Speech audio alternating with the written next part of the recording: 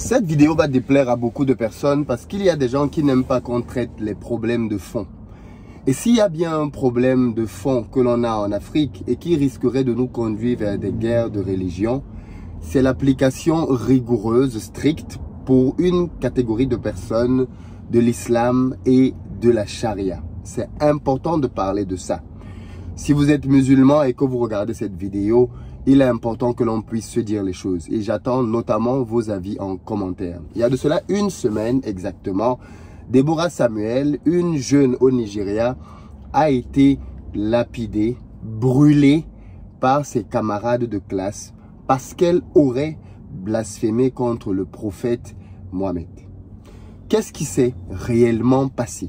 Je vais vous lire le déroulé de la scène qui a abouti à cet assassinat cruel d'un autre genre une fois de plus. Parce que malheureusement, il faut le dire ici, ce n'est pas la première fois qu'on a ce genre d'incident au Nigeria. Au contraire. Et vous allez aussi comprendre pourquoi est-ce que ce genre de choses se produisent au Nigeria et pas en Algérie, pas au Maroc, pas en Tunisie, des pays ultra majoritairement musulmans, dans lesquels il y a une minorité de chrétiens, pas au Sénégal, mais au Nigeria. Pourquoi au Nigeria? Alors, qu'est-ce qui s'est passé déjà pour Deborah? C'est tellement, ça me donne la chair de poule, cette histoire. Elle est dans une école universitaire, avec des camarades. Il faut savoir que le Nigeria, c'est un pays de plus de 200 millions d'habitants, qui est quasiment 50-50 chrétiens musulmans. Le nord du Nigeria est musulman, le sud du Nigeria est chrétien. Donc et on parle donc de chaque groupe qui a plus de 100 millions de personnes. C'est énorme, énorme. Qu'est-ce qui se passe donc dans le nord? Alors, voici ce qu'un témoin raconte. Ils ont créé dans la salle de classe un groupe WhatsApp, comme ça peut être le cas aujourd'hui, un groupe WhatsApp pour pouvoir échanger sur les données de l'école, pour pouvoir parler notamment dans ce groupe-là des devoirs qu'ils avaient eu précédemment. C'est-à-dire que, comme par exemple tu prépares le bac, généralement dans les groupes, enfin les gens qui préparent le bac ont tendance à faire les épreuves des années d'avant. Donc ils ont créé un groupe dans lequel il était question de pouvoir partager des questions des années précédentes pour permettre que les étudiants soient prêts, s'en inspirent pour préparer les examens des années à venir. Dans ce groupe donc, quelqu'un a envoyé un texte sur l'islam et sur le prophète. Et c'est de là que le problème part. Une fois qu'il a envoyé ça, Deborah a répliqué en disant que le groupe WhatsApp était restreint à des posts sur des tests et devoirs. On est dans ce groupe pour parler de l'école. Voilà ce qu'elle dit. Un des étudiants lui demande donc suite à ça comment elle avait réussi l'examen du dernier semestre. Et en réponse, elle dit Jésus. Elle est chrétienne. On est dans le nord, ultra majoritairement musulman. Elle répond c'était Jésus. Erreur fatale. Deux étudiants d'autres départements qui ont entendu des garçons musulmans discuter de la question ont dit aux amis proches de Deborah de la persuader de se retracter. Parce qu'elle a dit ça. Les gars ont commencé à discuter en disant mais c'est très grave ce qu'elle a dit là. Donc des gens entendent les conversations de couloir et ils disent aux amis de Deborah dites à votre copine d'enlever ce qu'elle a mis dans le groupe WhatsApp. Et donc quand on lui dit ça, Deborah dit le feu du Saint-Esprit, il ne nous arrivera rien. Le groupe n'a pas été créé pour envoyer des choses absurdes. Il a plutôt été créé pour envoyer des questions passées. S'il y a un test ou si on nous donne des exercices. Pas toutes ces choses insensées. Quel genre de prophète? De prophète absurde. Voilà ce qu'elle a dit. Quel genre de prophète absurde? Là, elle venait de signer son arrêt de mort. Je pense que beaucoup de personnes, moi j'ai pris le temps il y a une dizaine d'années d'étudier longuement l'islam, le Coran, le christianisme, l'hindouisme, le bouddhisme. Je me veux quelqu'un de rationnel. Donc je n'adhère pas aux choses parce que mon père m'a dit ou parce que ma mère m'a dit. Je prends le temps de faire mes propres recherches.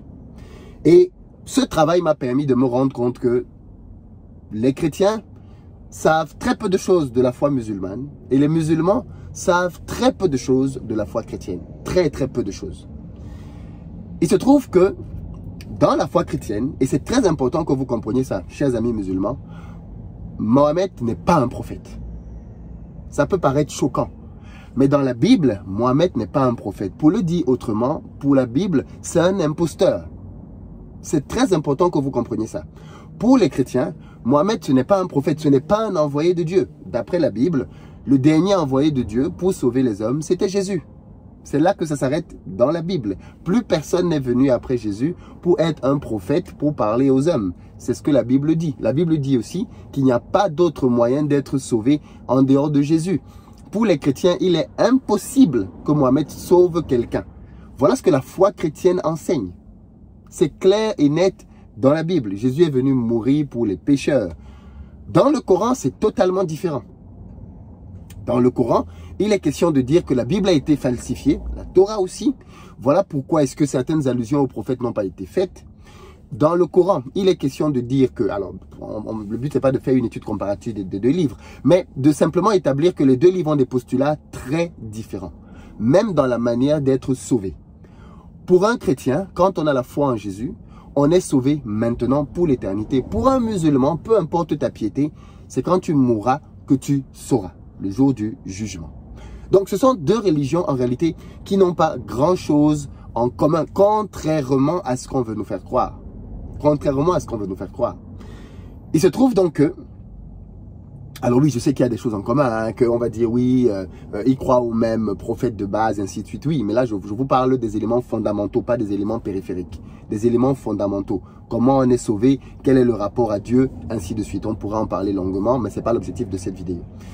Donc, une fois que Déborah a donc dit ça, la suite des événements est tragique. Les gens de l'école commencent donc à s'ameuter pour pouvoir la faire sortir de la classe.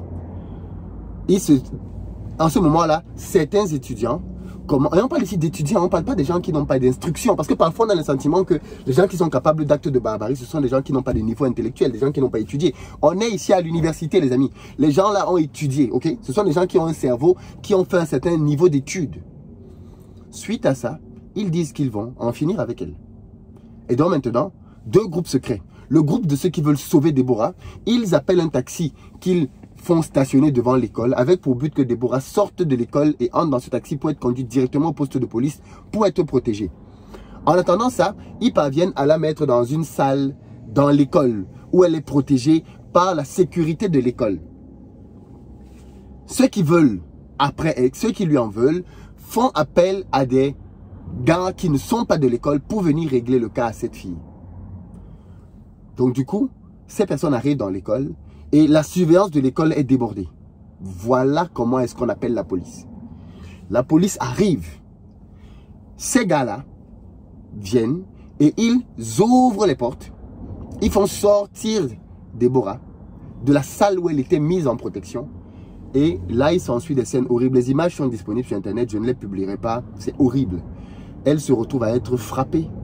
On la lapide. On finit par la brûler. On la tue. On la brûle. À cause d'une phrase qu'elle a dite dans un groupe WhatsApp. Suite à ça, 2 personnes sont arrêtées. Je ne sais pas pourquoi 2 seulement. Je ne sais vraiment pas pourquoi 2 seulement. Quand on voit la scène, ils sont nombreux à lui jeter des pierres. Et les visages sont identifiables. La police en a arrêté 2. Il y a un tollé dans le pays depuis la semaine dernière autour de cette affaire. Déborah Samuel. Allez sur Internet et tapez Déborah Samuel. C'est choquant.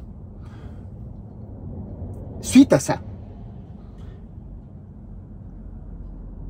je disais donc, il y a des appels à la condamnation ferme de ces que la justice joue son rôle. Vous savez ce qui est frappant? C'est que depuis là, la police est menacée parce qu'il y a des jeunes qui viennent chaque jour faire le sitting demandant qu'on libère les 2 personnes qui n'ont rien fait. Qu'ils n'ont rien fait. Il faut qu'on les libère. Je me demande si les Africains connaissent les guerres de religion. Est-ce que vous connaissez l'histoire des guerres de religion? La France est un très bon pays pour pouvoir savoir ce que des guerres de religion peuvent faire. Et en France, c'était entre le catholicisme et le protestantisme. 1500. Une succession de guerres et de tueries effroyables jusqu'au roi. jusqu'au roi, ont été tués à cause des guerres de religion. Le Nigeria, première puissance africaine. Si ce pays s'embrase, c'est fini. Économie, développement, on oublie. C'est mort. On ne peut rien développer dans un pays en guerre de cette manière. On ne peut rien faire. Mais vous savez d'où vient le problème? D'après moi, le problème vient de ce que le Nigeria a validé la charia dans 12 États en l'an 2000. Avant ça, il n'y avait pas tous ces précédents. Mais on est venu valider la charia. Et ça, je trouve que c'est une erreur fondamentale. Peut-être que certains d'entre vous pensent que c'est une bonne chose parce que vous êtes musulmans. Mais sachez que c'est une erreur quand vous êtes dans un pays dans lequel tout le monde ne partage pas votre foi. Si même des pays comme l'Algérie, qui ont plus de 90% de musulmans, n'ont pas appliqué la charia, pourquoi le Nigeria qui a 50-50 vient appliquer la charia? Quel est le sens d'avoir une loi dans un environnement dans lequel tout le monde n'a pas la même croyance? Quel est le sens de faire ça? C'est absurde. Si ce n'est un moyen de vouloir tuer des gens. Clairement, parce qu'au final, c'est ça. Ceux qui disent qu'ils veulent qu'on applique la charia dans des pays dans lesquels tout le monde n'a pas la même foi, c'est ce que vous voulez en fait. Vous voulez juste tuer des gens. Ah oui, lui il a dit ça, il faut qu'il soit tué. Ah lui il a fait ça, il faut qu'il soit tué. En fait, c'est ça que vous voulez, quoi. Fondamentalement. Donc, moi je trouve que c'est une décision très grave. Dans le monde entier, très peu de pays ont appliqué la charia. L'Arabie Saoudite, le Nigeria, dans des États. Même le Sénégal, qui a plus de 90% de musulmans, n'a pas appliqué la charia. Peut-être que vous ne savez pas ce que dit la charia. Hein. Si tu voles, on te coupe la main. Hein. Si tu couches avant le mariage, on te tue. Hein. Et quand je vais à Dakar, je vois bien beaucoup de jeunes gars qui ne sont pas mariés, couchés à gauche, à droite. Hein. Tous devraient déjà être morts. Donc, quand on dit qu'on veut appliquer certaines choses, il faut bien comprendre jusqu'où ça peut nous mener. Et je me demande, est-ce qu'on est prêt en Afrique? Ceux qui ne savent pas, j'ai parlé de la France, mais allez en République centrafricaine, les anti-Balaka. Allez en République centrafricaine. Le conflit musulman-chrétien. Et allez voir ce qui s'est passé là-bas. La Centrafrique, ce n'est pas une grande population. Une dizaine de millions d'habitants. Donc, ce n'est pas énorme. Le Nigeria, si le Nigeria s'embrase, 215 millions de personnes. La première économie africaine. Donc moi je suis assez préoccupé par ça en fait. Je suis assez préoccupé par ça. Où sont les solutions? Moi je pense qu'il faut enlever la charia. Clairement, c'est la base. C'est parce qu'il y a la charia que des enfants sont élevés. Parce que 2022, ça fait 22 ans. Donc, les gens qui sont en train de commettre des actes comme ça aujourd'hui, en 2000, quand la charia a été validée, c'était des enfants. C'était des enfants. Ils avaient 5 ans, 6 ans, 7 ans. Et ils ont donc grandi avec cette idéologie. Et aujourd'hui, on en voit les conséquences. Je ne sais pas ce que vous en pensez, amis musulmans. Dites-moi ce que vous en pensez. Mais moi, je trouve ça extrêmement choquant. Extrêmement choquant. En France, en 1905, la séparation de l'État de la religion a aussi marqué la fin du blasphème comme comment j'appelle ça, une entorse à la loi. Et on sait tous ce que ça a causé ici en France, avec notamment les épisodes de Charlie Hebdo. À cause de caricatures sur le prophète Mahomet, des jeunes, africains encore, enfin d'origine, ont pris des armes et sont allés pour tuer toute une rédaction.